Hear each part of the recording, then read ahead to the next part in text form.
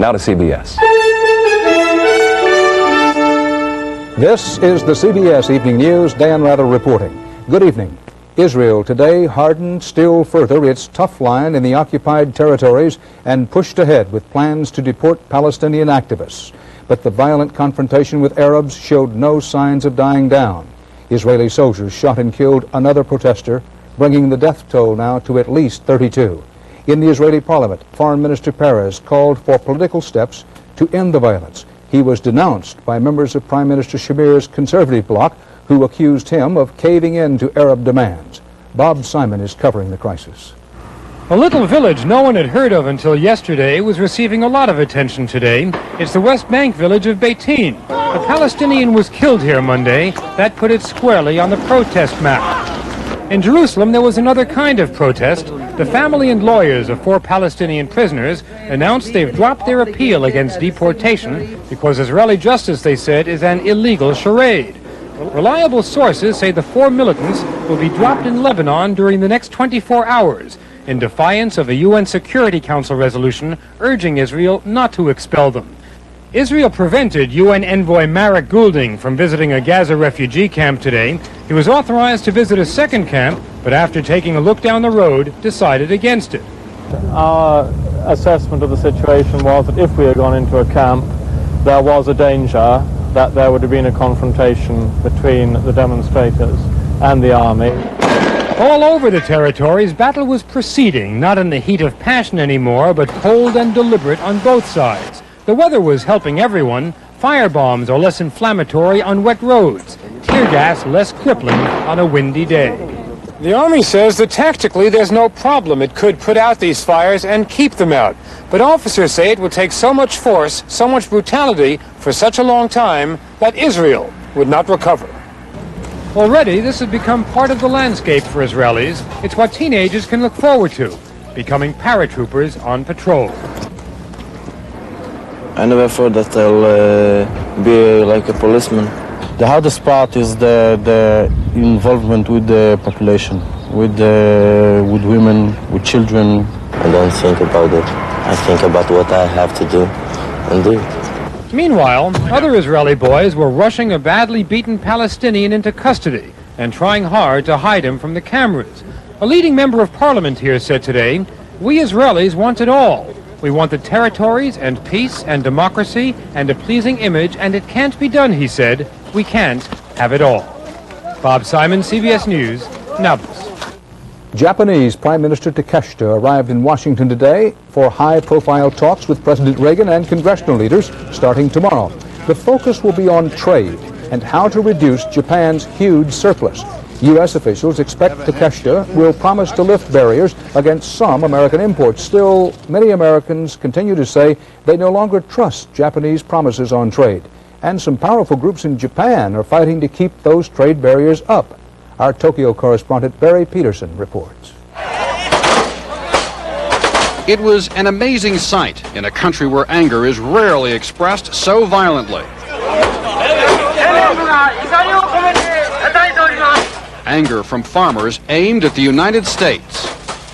They are protesting American efforts to sell produce here. Japan is already the best foreign customer American farmers have, buying $6 billion a year of U.S. goods. So we have already bought lots. So Japanese farmers are resenting about too much excessive pressure from American farmers.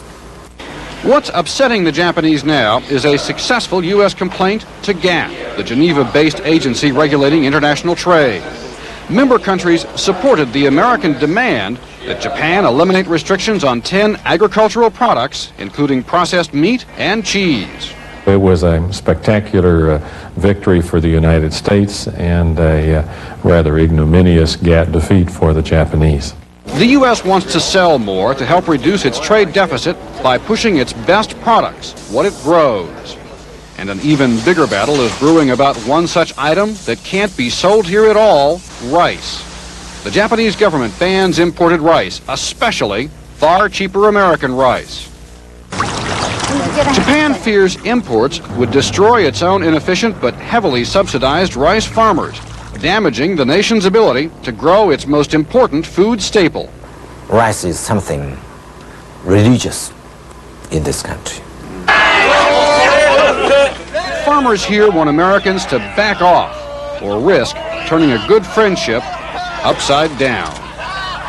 Barry Peterson, CBS News, Tokyo. The Japanese have also launched a new kind of media offensive to try to ease the strains in their friendship with the United States. 60 Minutes correspondent and co-editor Mike Wallace is here with that story. Mike? Dan, the new Prime Minister may just feel right at home here in the United States if he simply turns on his television set. Ready or not, here they come. Programs about Japan aimed at the American television audience are sprouting on U.S. stations, especially cable and public broadcasting. And the Japanese government is encouraging this, for they are delighted by the trend.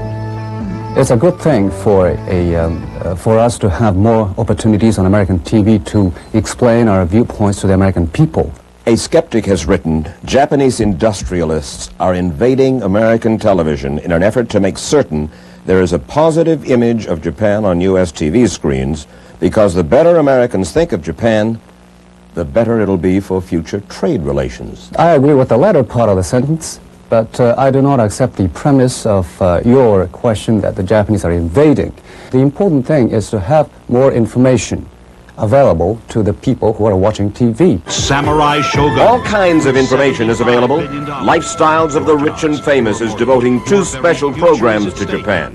There is Ohio America, a nationally televised morning program for Japanese Americans. CNN airs a half-hour on Japan every Saturday night called Japan This Week, which earns $1.7 million a year for CNN from Japanese sponsors.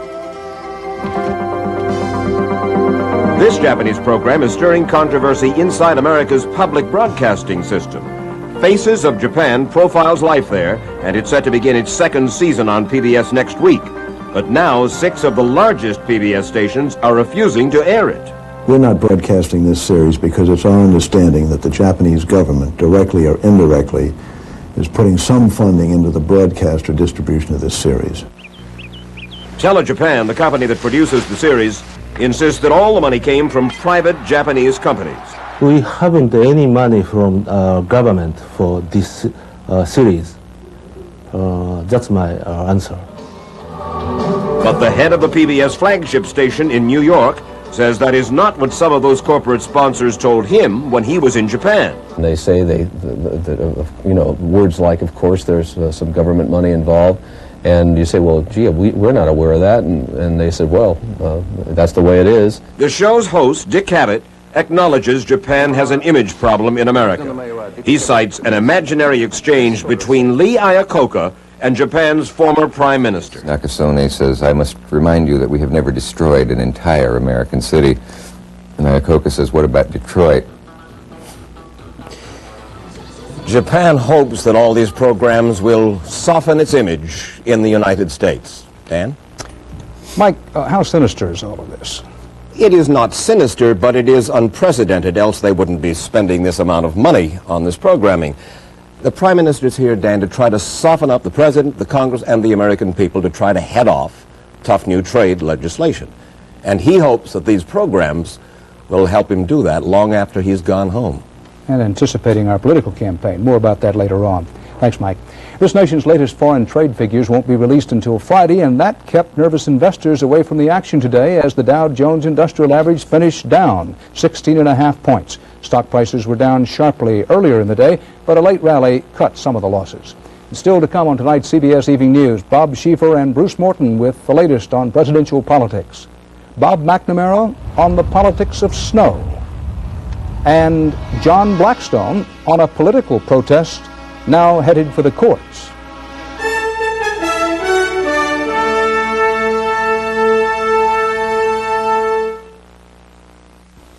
It's the Designs 88 Showcase Sale at Color Tile. The newest, the latest designs, colors, and patterns, all at incredible savings up to 33%. like this beautiful ceramic tile, now only 99 cents. This luxurious Aurora marble, just $3.99. Even elegant oak parquet, just 52 cents. Handsome vinyl tile, only $1.99. Come save up to an incredible 33%. The Designs 88 Showcase sale at Color Tile. But hurry, sale ends Sunday.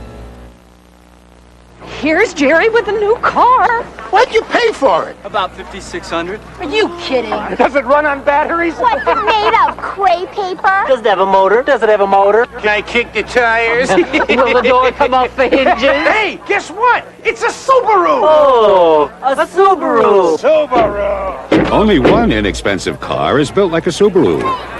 The Subaru Justy. Inexpensive and built to stay that way. Such a smart boy. Oh. When I tell someone the MCI card is better than AT&T's, they look at me funny.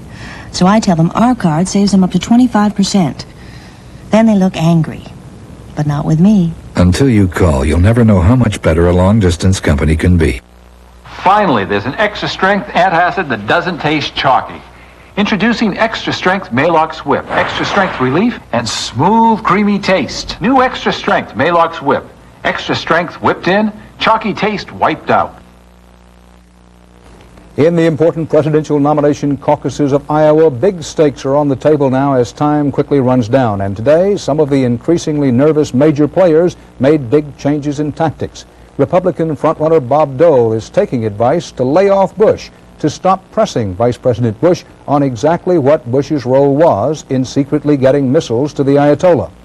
From the deep freeze that is Iowa, Bob Schieffer reports tonight on what's behind Dole's back-off and how Bush is paying him back for it.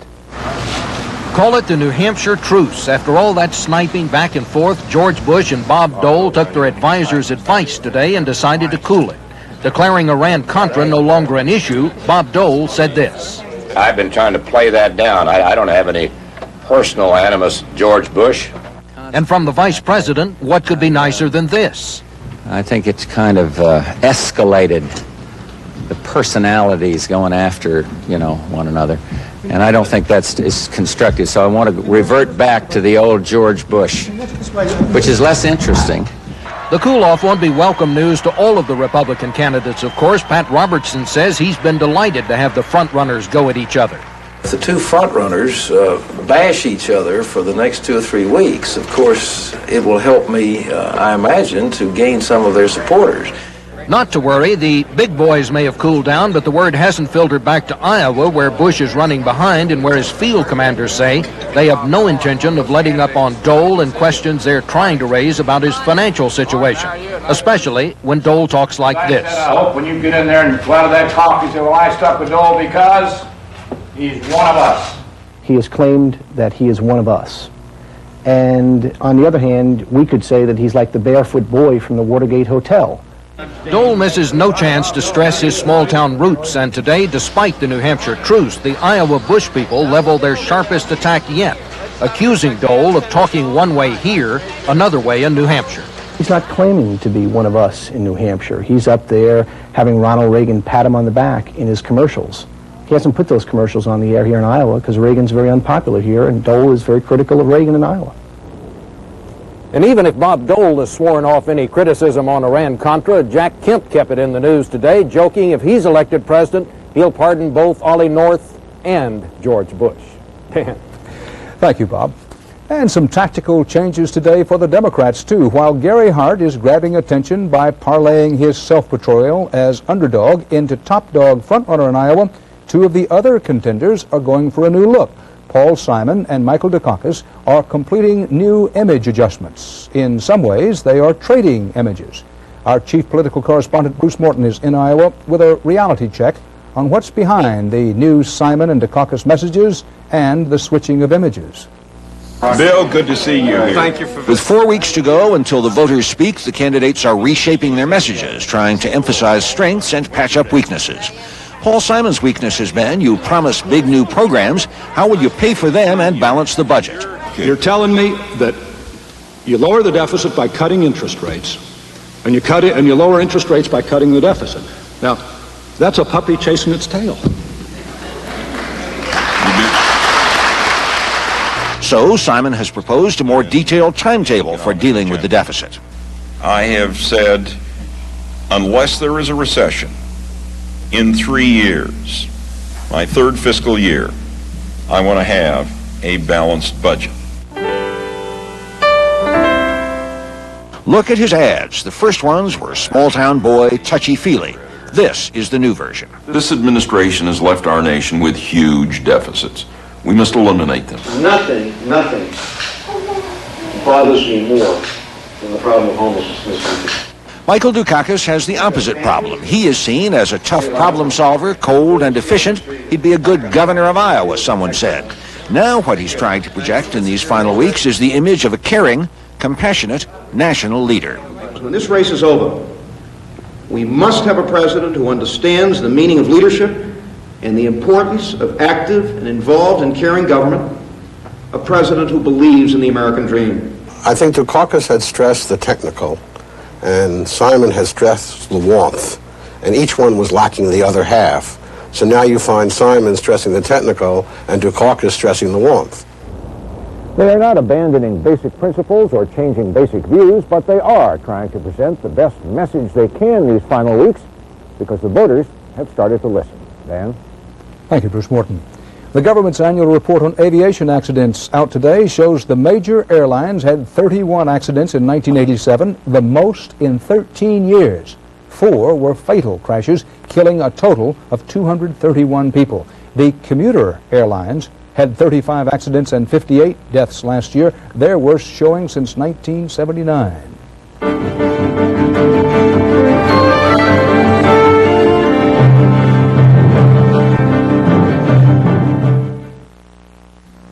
I thought I had finally found perfection.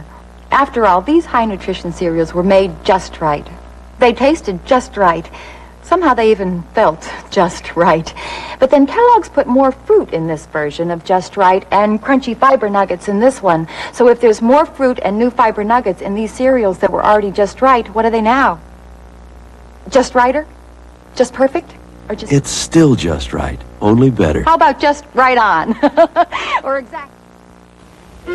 Many financial opportunities offer protection, yet one stands out because it also offers potential for growth. The Traveler's Universal Life insurance protection and tax-deferred growth opportunity. So you'll have a special kind of nest egg to secure the financial future of your family or business. Get the Traveler's Universal Life and watch your opportunities grow. The Travelers, you're better off under the umbrella.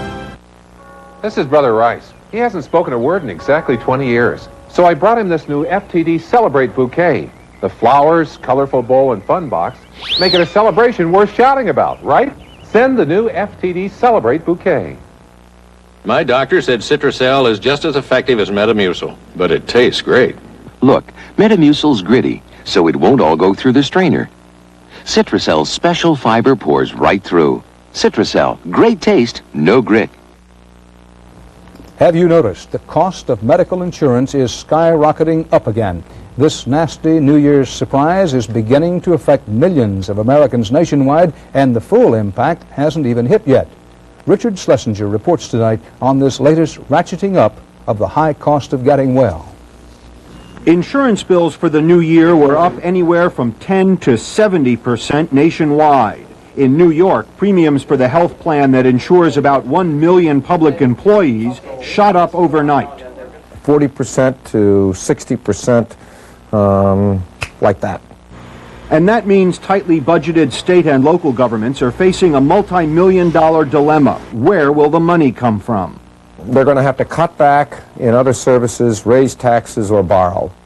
The insurance industry blames new high-tech medical devices, which have driven up the cost of some medical care. At the same time, fewer people are checking into hospitals, where care is expensive. So business at small outpatient clinics is booming, and the bills are getting bigger. So we squeeze the balloon again. We can make it narrower in one place, in this case the inpatient sector. It bulges out in the outpatient sector, at least to some extent.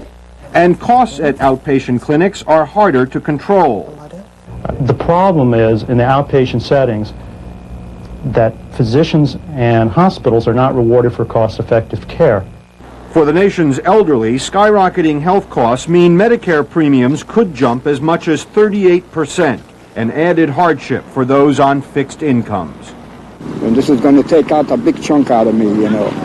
For the 12 months, it's going to be something around like about $100 and some odd. What can I think? Can't do nothing. Can't pack City Hall. Economists predict health costs will continue to rise. They hope insurance premiums will not jump as sharply next year, although they still expect double-digit increases.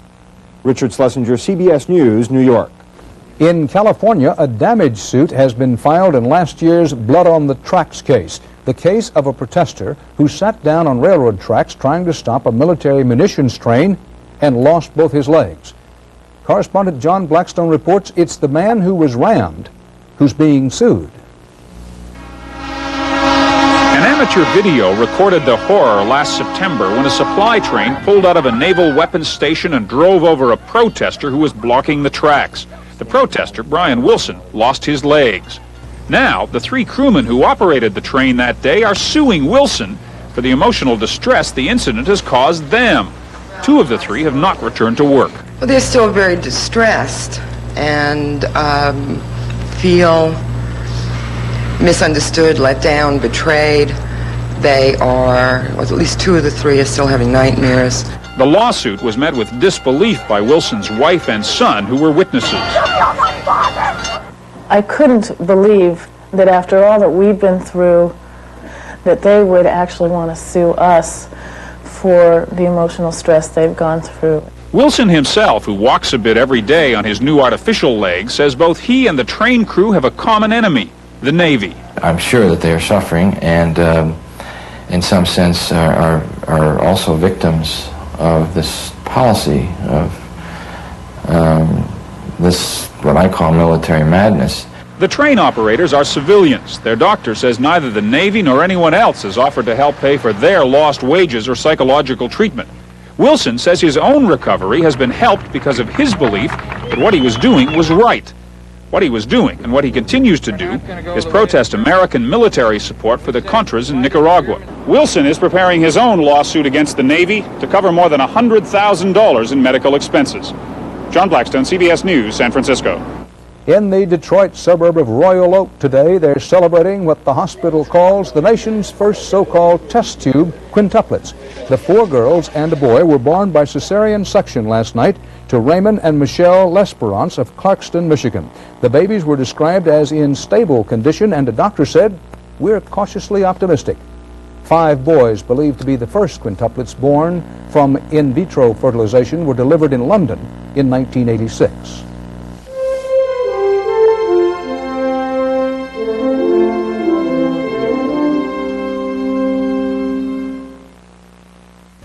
Good furniture care with decorator Ann McKenzie.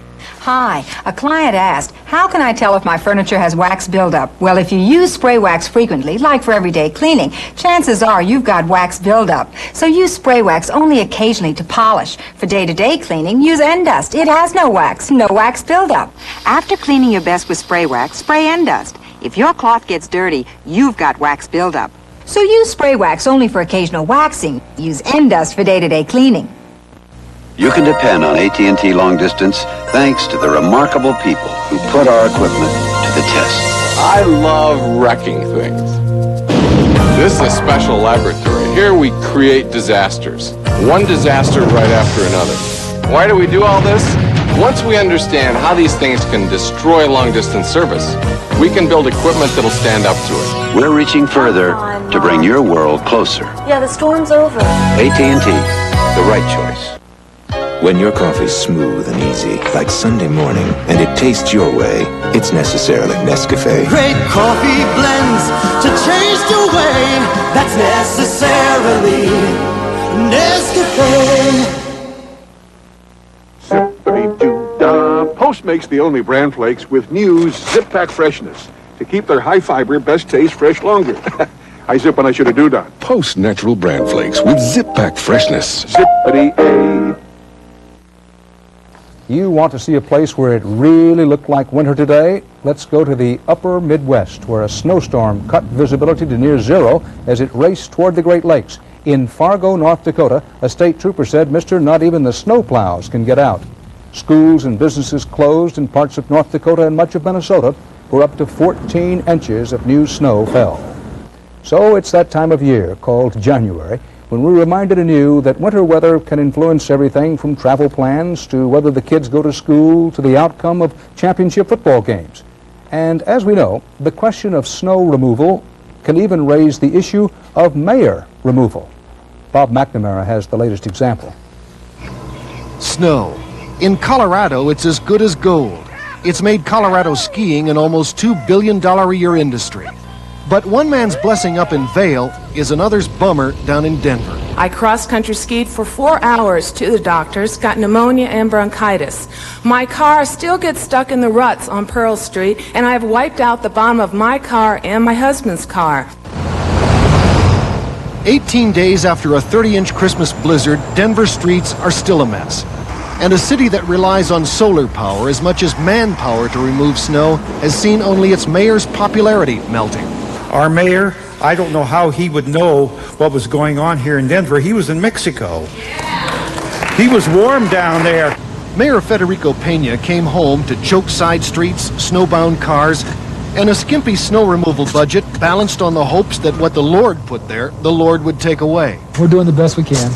Yeah. It's a tough situation. Pena's reception has been chilly lately, as he argues if Denver wants side streets plowed, other services may be sacrificed. $7 million is the budget for the recreation department. $7 million would allow me to hire 145 police officers. That's how much money we're talking about. Talk about more trouble, Pena now faces a recall movement in its infancy, one originally over his budget policies. The snowstorm was just a beautiful bonus. Ironically, it was a blizzard like this one 6 years ago that Pena used to get elected mayor. I'm not no lawyer, I'm not a college graduate, but I do have horse sense, and I know when it snows all day, you better look out. Thank you. History can be haunting. Bob McNamara, CBS News, Denver. And that's tonight's CBS Evening News. Dan Rather. See you tomorrow. Good night.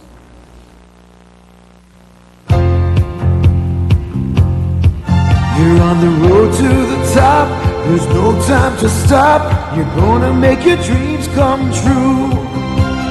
Here's your address for success, Park Avenue. It's your room with the view, it's your road to command. Every street feels like Park Avenue. The great American road belongs to Buick.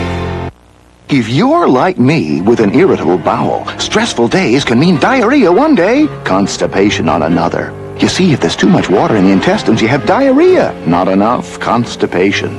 Now there's new Equalactin, a single medicine for diarrhea or constipation. Equalactin tablets help restore the proper water balance to relieve both problems. So with an irritable bowel, when stressful days mean diarrhea or constipation, Equalactin helps me feel like a human being again. Phil, you're overreacting. We've got 30 people out there. Okay, I made a crude remark about your breath. I apologize. There's no mouthwash. I looked. I bought something new. It's cool, crisp, like nothing you've ever tasted. It's blue. It's Scope. Taste it. Introducing Scope Peppermint. Yes, peppermint. Like original mint, it kills germs like medicine-y mouthwash, and your breath's icy clean. Whoa! Exactly, Phil. Whoa. Now the power of Scope comes in peppermint, too.